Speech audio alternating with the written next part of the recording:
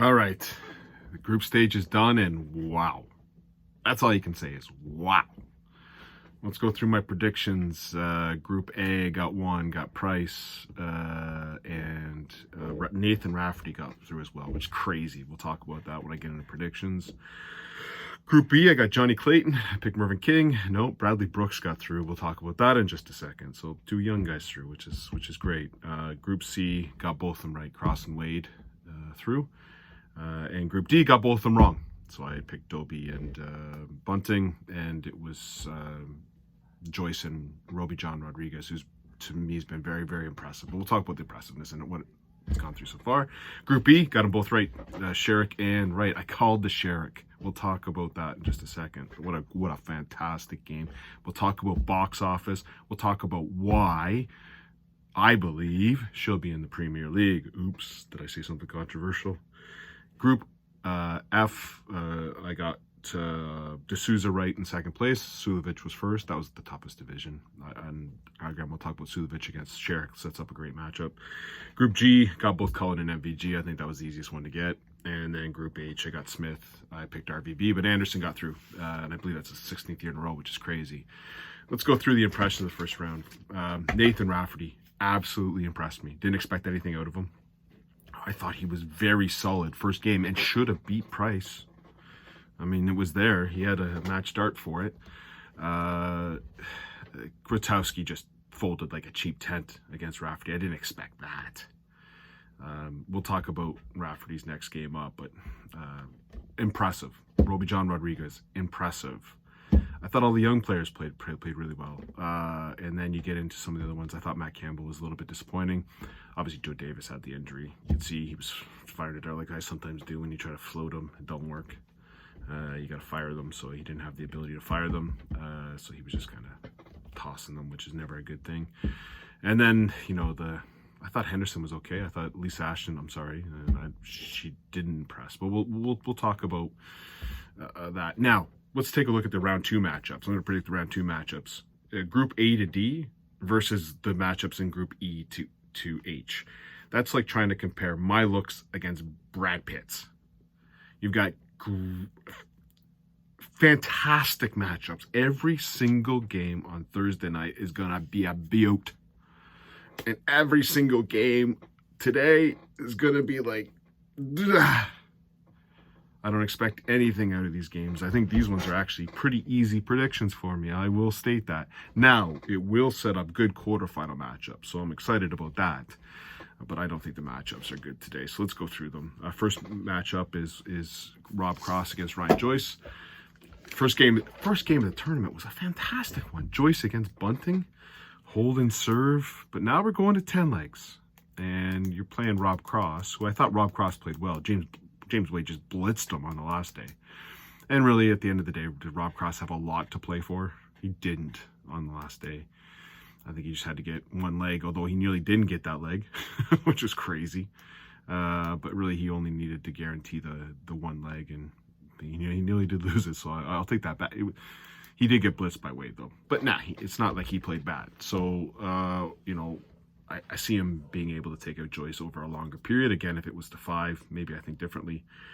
I think Cross is just going to be way more consistent, way more polished in a longer game. The better player usually wins. So I think this will be, a relatively okay game. It depends on which Ryan Joyce shows up, but I'll take Rob Cross to win this one 10-6. Next game up, James Wade. Again, you can see someone told him he's a miserable sod. I saw in one of his interviews. He must have, I don't know. He is. Anyways, he's playing Roby John Rodriguez. And while I would love Roby John Rodriguez, of all the young guys, has impressed me the most. Think about what's happened to him. He lost his tour card.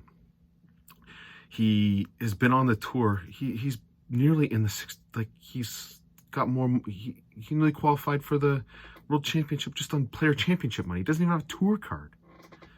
It's ridiculous how well he's played. Him and his brother have both played well this year, and have been in a lot of tour events because a lot of the tour card holders haven't been attending them.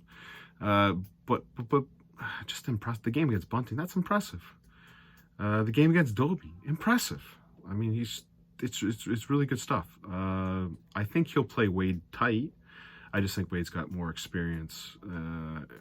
I just like him to win and set up a rematch of the Wade Cross. So I see this one going 10-7. The next two matches, Price against Brooks. Let's be fair.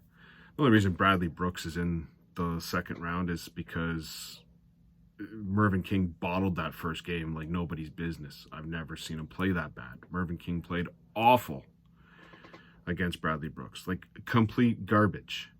If half of Mervyn King shows up, he's in this round. So to me, Brooks is in there. He's a young player. I get it. He's young. I got that part of it. He's not a bad player. I got that part of it. But he's going to play Gerwin Price. He's going to get smoked. I see this one being 10-2. Go get your pop. Go have your dinner at that. I guess I might be having my midday snack in the afternoon during that match. The next matchup, again, I think it's going to be a blowout. Clayton against Nathan Rafferty. Again, I've been very impressed with Rafferty. I've been more impressed with Rafferty than Brooks. Nice throw. Didn't panic. Rutowski folded, though. Rutowski should be in the final. He missed, 7 match darts? It's not like Rafferty just blew Rutowski out of the match. Rutowski played poorly and still had 7 match darts to win and choked. I've never seen Rutowski choke, but he choked. I don't see Rafferty hanging with Clayton. Clayton's going to 140 him to death. It's going to be over pretty quickly. I'm going to say 10-4. Now, we go from me, my general looks, to now the Brad Pitt of looks in the next, these matchups are insane. First of all, let's think about what Fallon Sherrock did. She hit a 141 to stay in the game and a 170 to win the game and stay in the round. The 170 was awesome, but the 141 is insane.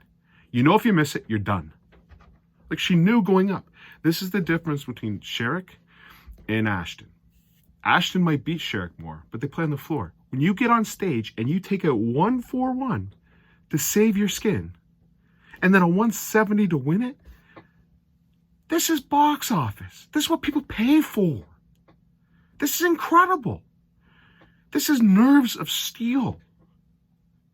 This isn't what do you say to Clemens? Poor game? I left 36 after 12 darts. I'm supposed to win that, right? Or I left 68 after 12. I should be winning this. Nope. You get nailed with a 170 and out the door you go. It's incredible. So, did the crowds react? Yeah. When even the Anderson-Barneville match, maybe they lost a little bit of steam. The reaction to Sherrock is insane. Sherrock will put bums in seats. People will pay money to go see Sherrock. That's why I think she'll be in the Premier League. We'll talk about how she's going to do. But that's insane. You got your Joe Cullens, your Michael Smiths, and yeah, they're nice to watch, but they don't have that factor. A 141 to save your skin. A 170 to win the match. You can't write this. I can't write a story and say, you know what I'm going to do? I'm going to do a 141 and then a 170. It's incredible. You're down 3-1. You have to win the next 4 legs to win. How many darts players are folding? 99% of them are saying, I'm done. They don't come back. Incredible. Anyways, I'm very impressed with it. But again, her floor game, we watch her play online in floor. It's not like this. She gets on a stage. She's the anti-Ian White. She's way better on the stage. Kind of reminds me of Vandenberg. Dimitri Vandenberg before he got the floor game. Way better on the stage. And you go, who is this guy that plays on the floor? Because that's not the person I see. Amazing. Anyways, Smith-Cullen. What a freaking matchup. That's your first matchup of the game? And you can't argue because they put Sherrock Solovich as the main one. And of course that's the main one. We got MVG against Anderson and Wright against D'Souza. You could argue Wright D'Souza is probably the worst game, and that's insane. That's a great game. Thursday night is must-watch TV. Must watch. Smith-Cullen, this is going to go down to the last leg. I flipped a coin. Michael Smith's going to hit it. I'm concerned with both of them. They both play well. I think they're going to hit 180s for fun. This is going to be a great game to watch. A very quick game, considering it's a longer game. I just think Smith will get the last double. So I'm going to take Smith to win this one 10-9. Next game up, Wright D'Souza. I think D'Souza, and this is kind of like, you take those 8 players that are playing in this round, and the 2 that are not playing up to form are Wright and D'Souza. D'Souza's been better. Wright threw some other branded darts against De Decker. I don't know. He's thrown 3 sets of darts in the Grand Slam so far, so how do you bet on him? I don't know. But I didn't like the way D'Souza played. I didn't like the way D'Souza played against Humphries. He got lucky. Humphries had a chance to take him out, and if Humphries got through, I might have a different pick on this one. So I think D'Souza just, well, we all know, he barely got through. I like Wright to win this over a longer period. I think Wright will have a purple patch, maybe win a session 4-1, and then keep that going for the rest. I like it to be 10-7 for Peter Wright. The next matchup, there's your barn burner, your rematch of the World Championship, Suljovic against Sherrock. This will be fantastic. A lot of watching. Suljovic obviously has already lost to her in a big game. I just love the way Suljovic has played this tournament. I'm sorry, I just love the way he's played. Sherrock had the game against Wright, which was okay. It wasn't horrible. And then she knocked the socks off De Decker, and then had to come back. So she's got that piece. I don't know. There's just something about Suljovic that I'm liking. I want to take Sherrock. Everything in me wants to say Sherrock Wright quarterfinal. Sign me up. But I'm signing up for a Wright Suljovic final. And so I'm going to take Suljovic to win this one 10-8. I think it'll be a great one. I just think at the end, Mentzer's going to hit some. He's going to hit. He knows what he's going to get. He better show up. In the last game, you dialed this game up 4 or 5 years ago. They're like all over this. MVG against Anderson. Yeah, MVG's just been good. I would love to see Anderson blow the Chihuahua off the board. I really would. Who wouldn't want to see that? However, I don't see it going that way. I'm going to take MVG to win this one 10-6. So again, you've got round 2.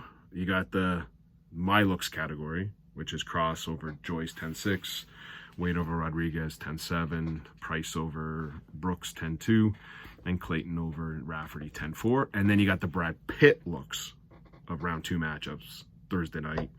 Smith over Cullen 10-9, Wright over D'Souza 10-7, Suljovic over Sherrock 10-8, and MVG over Anderson 10-6, which would set up quarterfinals of Cross, Wade, Price, Clayton, Wright, Suljovic, and Smith, MVG, and that ain't nothing bad about that.